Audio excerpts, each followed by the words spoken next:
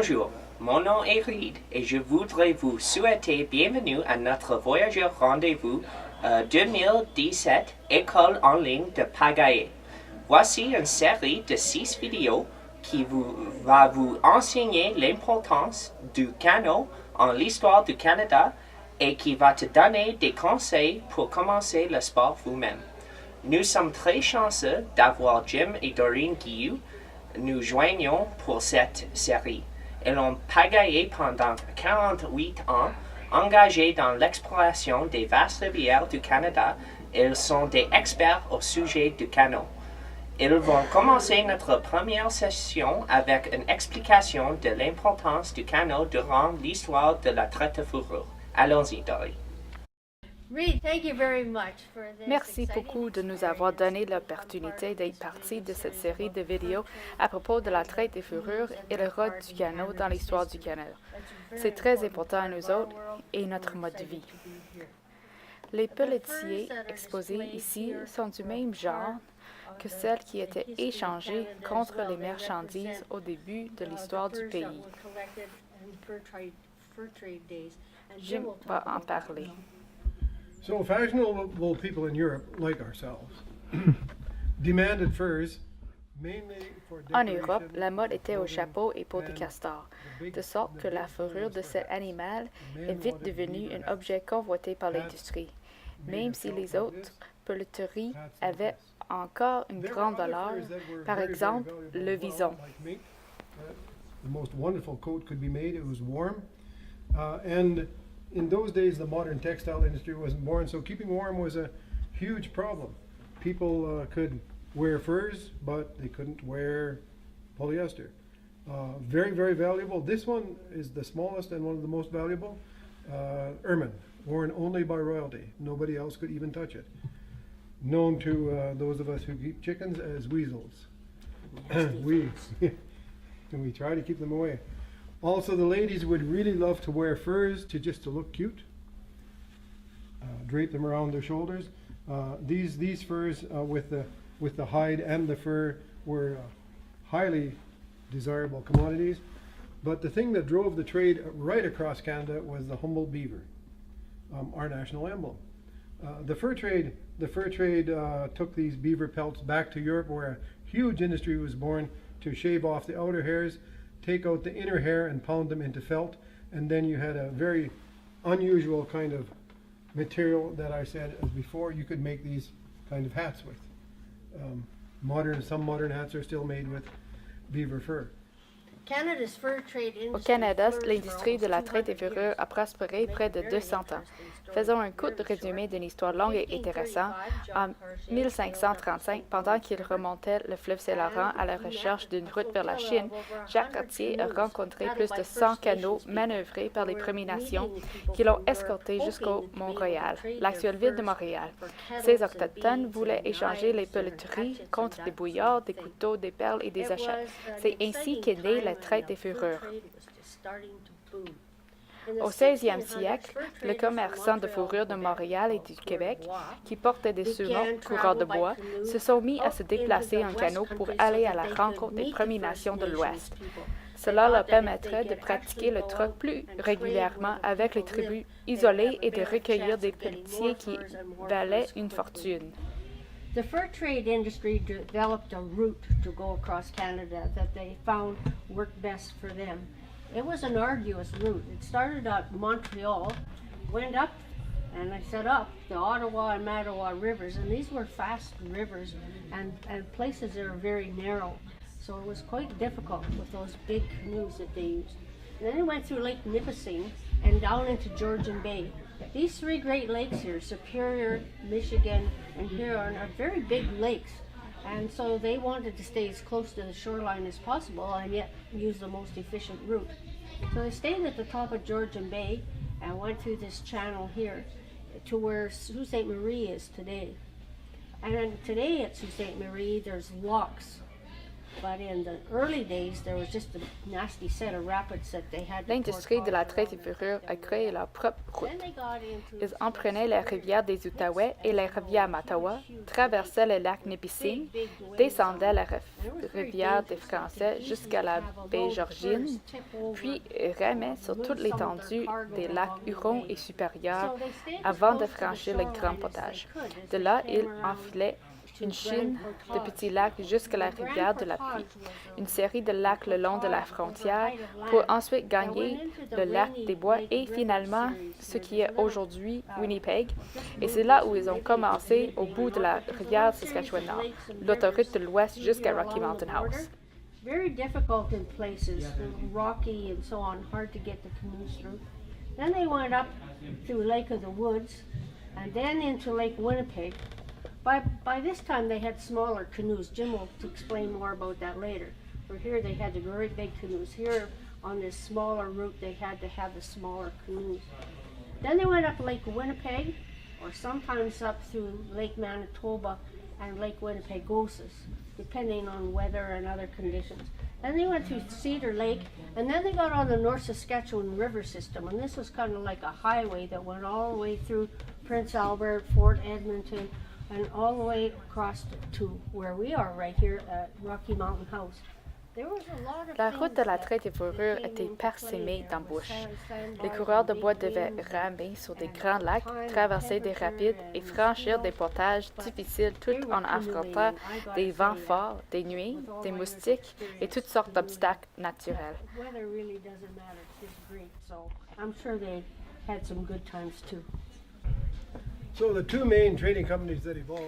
La traite et fourrure était dominée par deux grandes sociétés rivales qui se livraient une concurrence féroce, la compagnie de la baie du Thon et la compagnie du Nord-Ouest.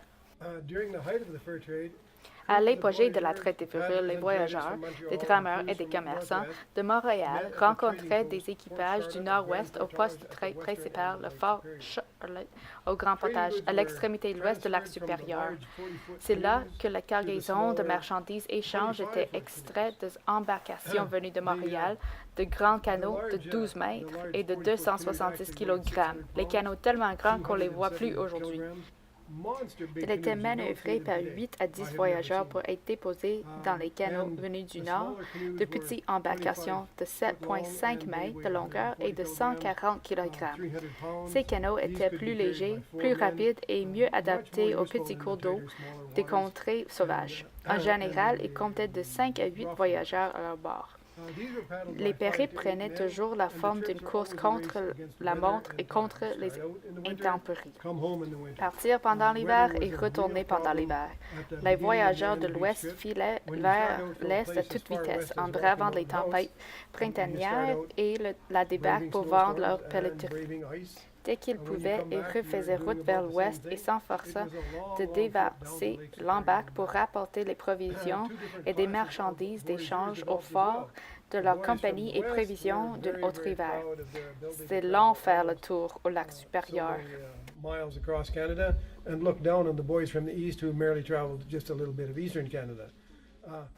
Les voyageurs se classifiaient en deux catégories, celle de l'Est, des mangeurs de porc, ainsi nommés parce qu'ils se nourrissaient de porc salé, et celle des hivernants, ainsi nommés parce qu'ils passaient l'hiver dans l'Ouest.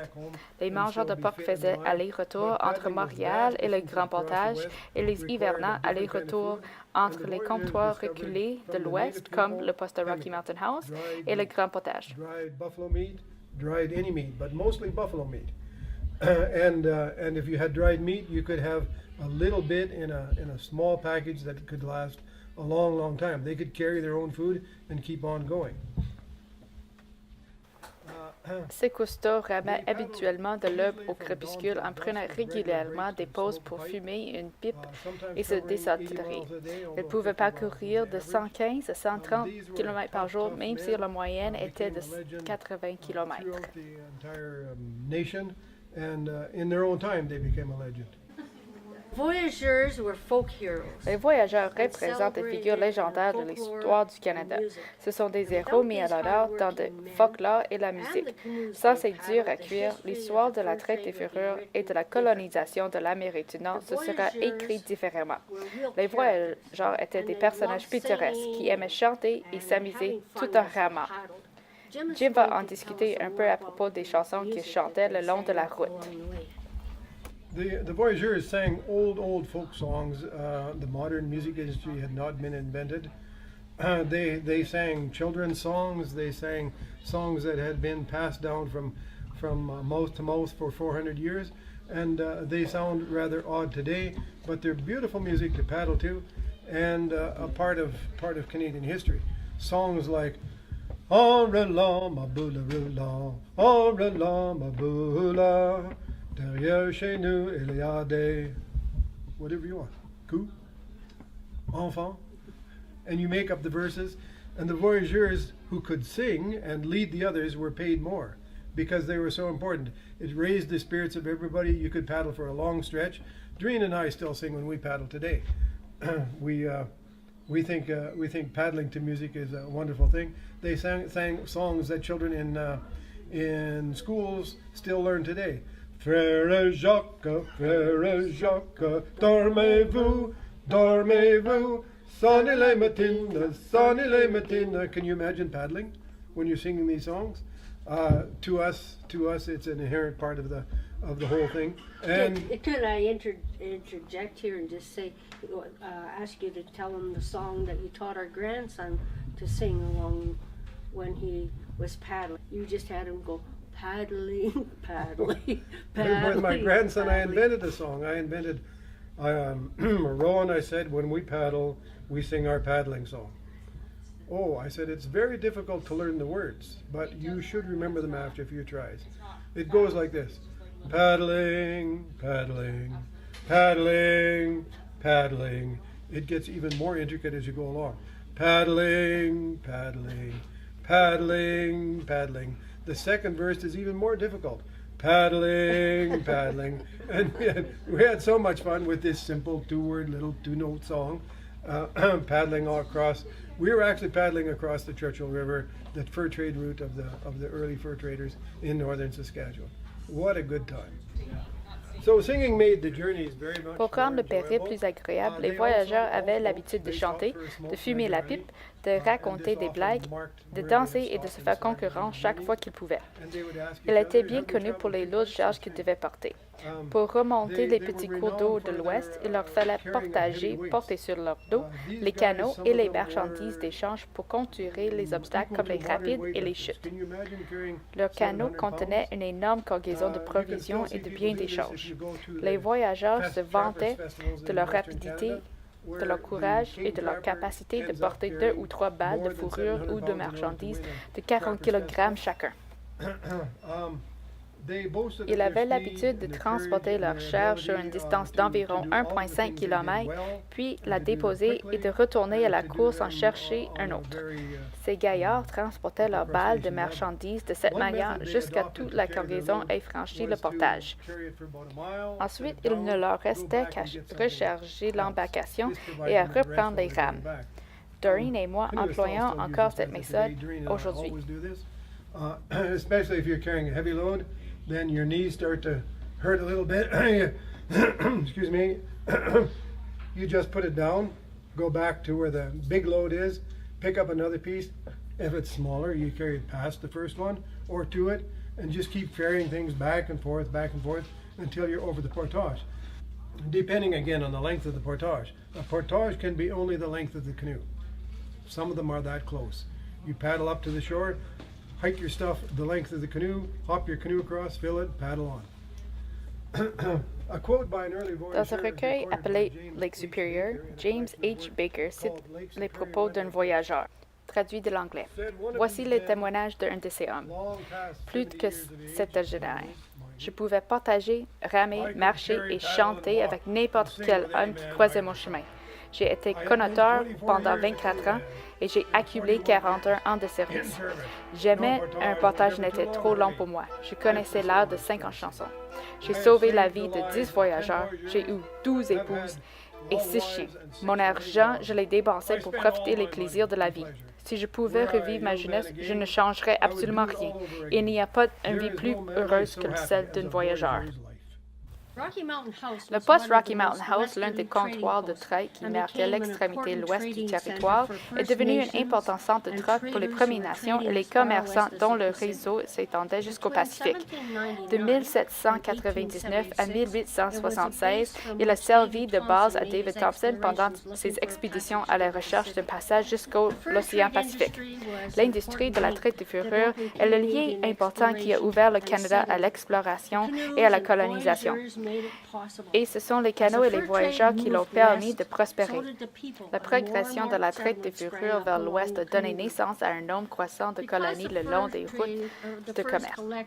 Comme les fourrures recueillies au poste Rocky Mountain House et à d'autres comptoirs de l'ouest étaient transportées en canot jusqu'à Montréal, les voyageurs des temps modernes ont voulu souligner cet important chapitre de notre histoire en organisant une course de canot et un défilé historique à l'occasion du centenaire du Canada.